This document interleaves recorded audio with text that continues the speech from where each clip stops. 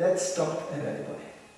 And the ultimate argument was, those days, not Krishna told me. And here comes another shloka flying around. The only legitimate and ultimate argument was, Prabhupada told me to do this. When somebody said something, immediately everybody backed away. But that was actually a wonderful way to confirm that. Because they always start to use it, Prabhupada told me, and he didn't. Or Prabhupada sometimes has to clarify. He said, no, I told him, but not like this. And then things were instantly cleared out. Some way, one way or another, the system is still active and should be followed.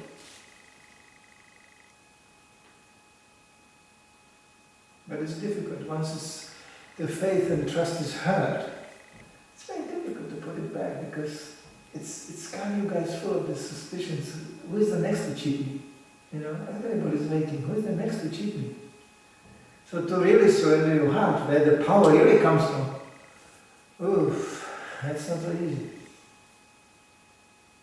But a real leader and a real instructor will never oppose himself. Prabhupada even said at a certain point, you don't have to trust me, you must trust the Vedas. He didn't put himself over the Vedas. He said, no, you must trust the Vedas. You don't have to take seriously what I say, but this is stated in the Vedas. This is the Shastra. This is the only Shastra you have. Otherwise, who is us to demand anything from anybody? And when we saw what can happen, when Guru, Shastra and Sadhu, when the Shastra aspect is forgotten, there is only Guru, and there is very little Sadhu, then it turns into something called personal cult. You just worship a person on emotional grounds. You have no idea who it is. You don't even listen what he's saying. And maybe if you would listen what he's saying, you discover, where's the Shastra here? Prabhupada even said it very straight. He said, if somebody tells you this and this and this, you should reject it. And there are instances you can know from the Shastra where the disciple took, departed from his Guru. Or there are even examples where completely harmoniously one Guru, being a humble Vaishnava, realized that this disciple is so inspired. He makes such an advancement that he told him, you have my blessing to listen from this Guru. He directed him to a Guru which he knew can give him guidance on the level he needs to get guidance, because we always need guidance. And everything was in a harmonious coordination. It was all blessed like this. There was no offense involved, really. Such an example is out there. It's common sense. I know even one Guru, I guess, who just considers to return back home, back to Guru, to be a congregational task. He used to be a lifeguard, saving people from drowning in the ocean. One of these guys who sits in a box on the beach and watch out who is going to drown first. So he gave me an example. He said, such a man sits there and he sees, somebody is drowning. He went too far, he cannot return. He's struggling. So he runs out, and he just jumps into the waves, reaches the man finally, tries to secure him, tries to save him, and then he realizes, I'm drowning too. So there's another guy sitting in a box. He goes, now they are both drowning. He keeps on running until somebody managed to pull these people out of that water, because that's the real thing. Yeah? Makes sense to me. But when false ego comes in, I'm saving you, I'm drowning. What do you say? You are drowning yourself. No, you are sinking. No, I am going up. Well, this is down. Well, this is up. It's down. It's obvious. It's just bubbles coming up. That was the word bloop came from that. Bloop means blub, blub, blub, blub, blub, blub, blub. merging into the ocean of Maya. It's completely common sense. I know gurus in ISKCON who have this kind of understanding and who don't hesitate. And at times where they feel like this disciple, maybe even on this point, could get a guidance from him, they say, hey, he's good at this, go to him and he can tell you. It's no problem. This doesn't demolish the faith of a disciple. And if he does, well then he's a Kanishtarika. It means again he's just looking for. I used to remember hearing this, bhaktas talking in the Bhakta ashram, and the Guru, and I'm visiting Guru. That's Eastern country, yes. I don't think here, we don't have so much of this experience here, but in the Eastern countries, which were highly invaded by Gurus on a certain point. Well, not so much anymore. I heard this bhaktas talking, you saw him, he came in a temple. He was not walking, he was flying, I saw it. There was a rays coming out of his head. He had this aura around him. And the smell of the garden provoked such a devotion. I could almost see Radha and Krishna dancing. I never saw anybody lasting in Krishna consciousness like this. You came with this kind of stuff to Prabhupada, you were very quickly sobering up. He just looked at you, like you look at a drunkard, somebody who is entirely intoxicated. He just looked at you like, what are you talking? What is this to do with your life? What are you talking about? Anyway, he was like, well, I guess we are not this body, isn't it? And then Prabhupada said, yes, that's the issue. And we are going to talk about it for the next 20 years. How we are not this body, We have enough to talk about. Don't worry. Let's stay with that. We are not this body. Lives come from life, and there is a supreme authority. Hey, let's talk about this. This Rasa Lila, great, can read, Jai, Haribol, far out. What is this to do with you? This is the mood I was raised. We were raised in Srila. Do something. How can you test yourself if you are the body or not? Go out there and face the karmas. They will teach you how you are not this body. Because if you are the body, you are in a bad shape. You will hate them. You will not even be able to stay out there. I mean, all the time. As soon as you preach like that, you will be exposed. There will be people even coming, cheating. I didn't want to say it in the Indian side, but they are good, cheating even gurus.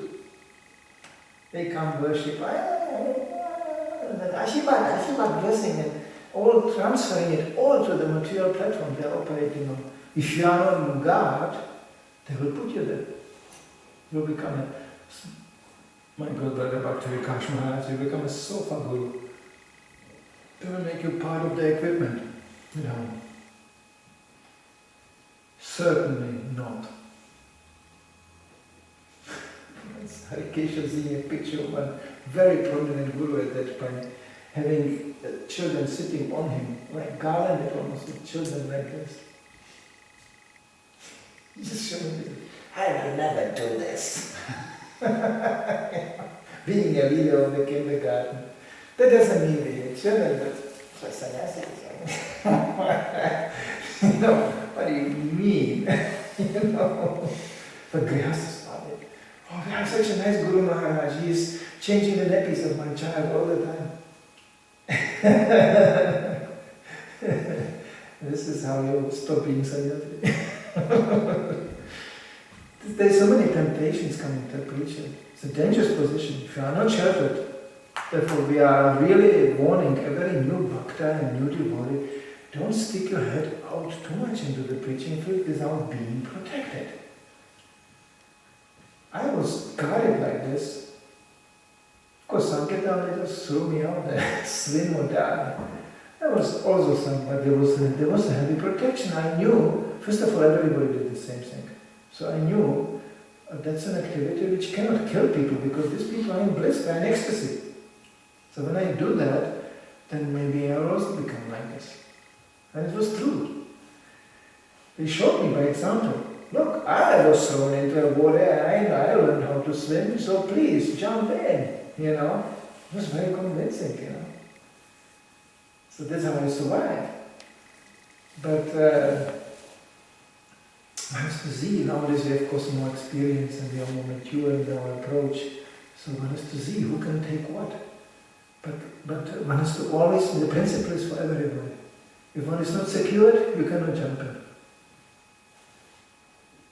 If one really, really would like to oppose these Danish ideas of independent, it's dangerous. You go out there with no security.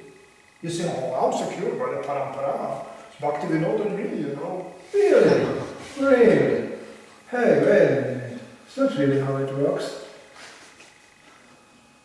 It's quite cuckoo, to think like this. It's dangerous. Even Prabhupada had moments where he said, please pray for me. Maya is very close. And you was like, oh, he is so humble. But he really meant it, He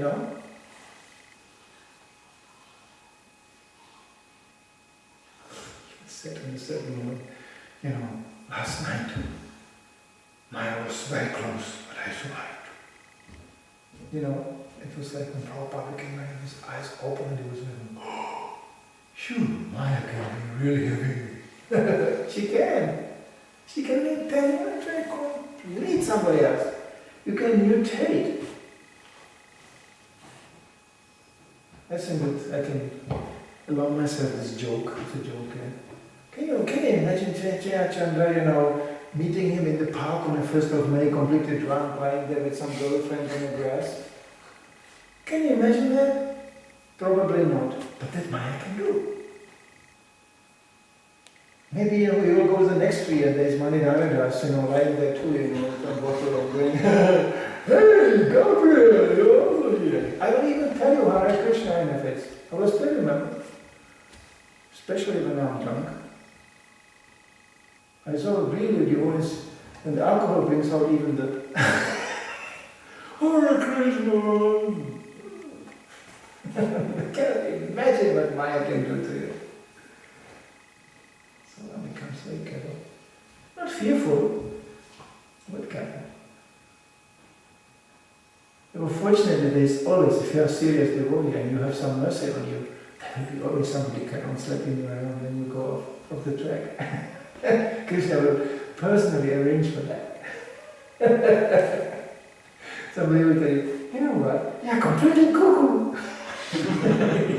And you go, no, this is just another version of that. I'm growing Krishna consciousness. This is a kind of higher dimension. He said, no, you're completely cuckoo.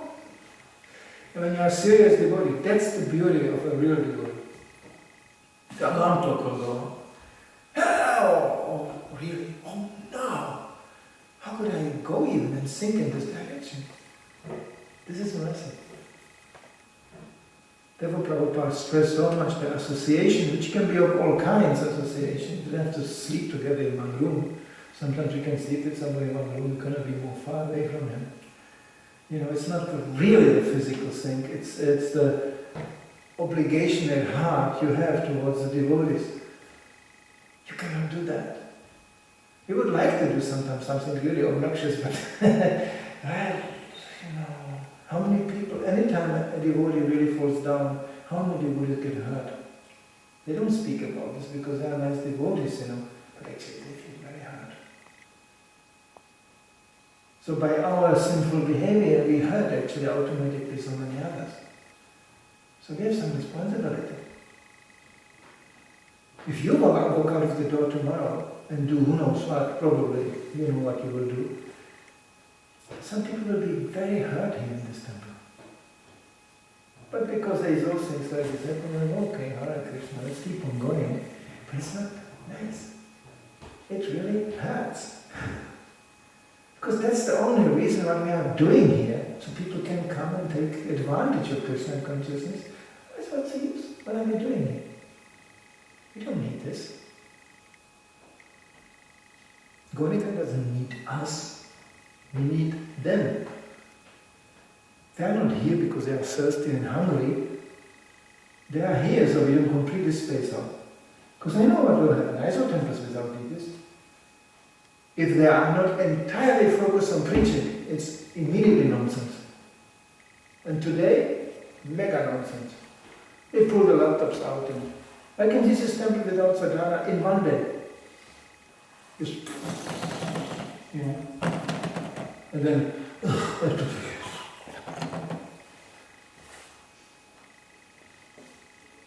I saw places where everything goes, the programs go, no more lectures. I saw even places where devotees came to conclude there will be no lectures, because he's always pushing some agenda. You just chant. Just chant, and the holy name will somehow. It's not magic. It is nonsense magic, but the magic, there is a result of the magic, you know. The result is Shravanam Kirtanam Vishnu Smaranam, and the result is public Shravanam Kirtanam Vishnu Smaranam. If that doesn't happen, I know quite a few devotees in this movement who are definitely not intellectuals in the material sense. I would say most of them, but that may be considered, no offense. You know, not great intellectuals. Who maybe even tell you straight, you know, when I open a book, I get tired.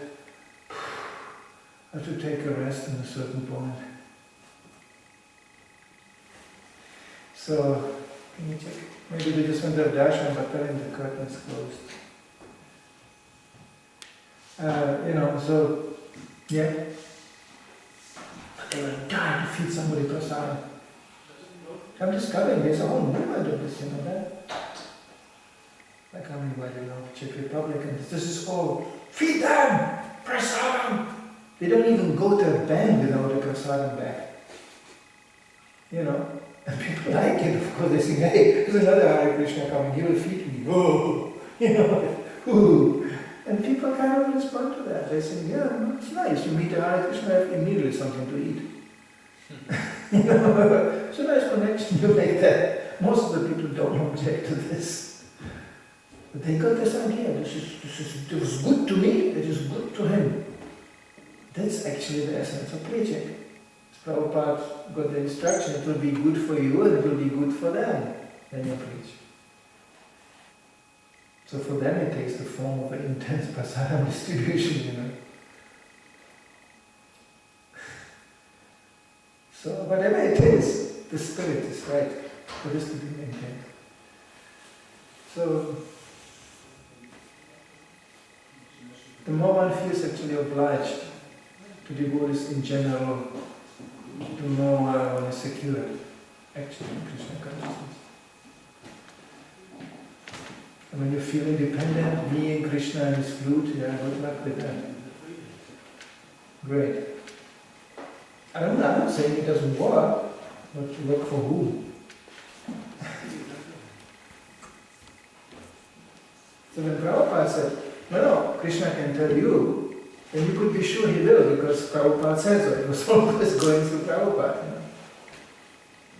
Hare Krishna. Hare Krishna. We have the curtain is still going to be closed. Yeah. Tonight is, unfortunately, it's already No, it's the okay. timing the darshan is closed. He told us. But you can come any time during the day. Yes. It's open all the time, most of the time. Yeah. So you use some time.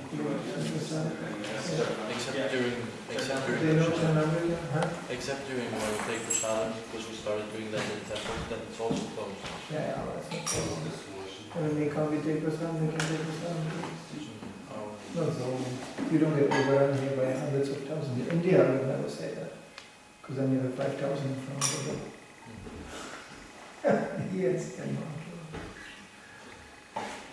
I guess it's getting late.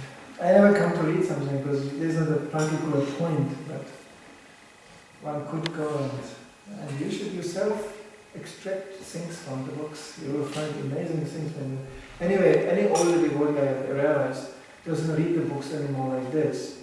He reads it more pointed. You know, you want to know about something, and the more you know the books as a whole, the more you go for the, you know, subject issues and this and that. I remember the first time when the Veda base came out, Ayodhya Padaka Maharaj in the room, you know, and he was raging through the Veda base, saying, now I can punch here, or thoughts are coming up. You know, essentially that's what you need, more and more you preach. Train, so you can, any issue can be addressed, anything. They can bring nothing, but you don't know what comes from Prabhupada. Hare Krishna, thank you for coming. Now we'll soon have this Manipedia. Yeah, he's working on it, I know. What? I don't know, I'm not the worst in computer, but I guess sooner or later I have to learn to handle this media. It's easy. Then I don't have to make my photocopies incorrect and everything. But still there is more and more to find out. What did Prabhupada did in this situation? What he said in that situation. The books, I understand. For pseudo-intellectual people and for fertile brain, Prabhupada called it fertile brain people, it gets like repetitive, you know, that's all the purpose. Yeah, surrender to Krishna, surrender to Bhagavad Gita. No, it's when you read more and you see it connected to a particular situation you encounter throughout the day, even one day, then suddenly it becomes very lively. When you take it as academic treatise, it becomes kind of repetitive.